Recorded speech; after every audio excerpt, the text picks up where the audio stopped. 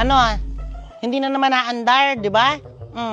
Hiwalay na naman ang kut-kut pa more. Kalikot pa.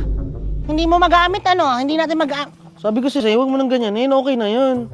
Dapat di mo na tinanggal. Hindi, wag ka na magaganan. Alam ko naman gusto mo rin yan. Kunyari ka pa Hindi, ano lang to, nililinis. Naalala mo, Lab, nung araw na bago pa natin bilhin yung motor na yan, di ba? Bago natin bilhin yan. Anong sabi mo sa akin, di ba? Parang, sabi mo, Lab, ayun, meron na tayong motor, makakatipid na tayo. Yun ang sabi mo sa akin, di ba? Kasi nga, ayaw mo sa sasakyan, ayaw mo kasi, kesyo, ano sinasabi mo? Oo, sadya naman, di ba? Siyempre, malaking sasakyan natin. Tapos kung dyan lang naman, motor na lang talaga para mas makatipid. O, di ba? Ayun, ang dami mo rason. Makakatipid, kesyo, makakatipid, ganan. Hindi, kumbaga, pag motor, mabilis tayo nun eh. Mabilis tayo makakaalis sa mga traffic, madali. Kesa sa four wheels, lagi tayo matatraffic, doon tayo makakaano ng gas, doon tayo mamamahalan. Kaya motor nga eh. Nakikita mo ba nangyayari? Nakikita mo?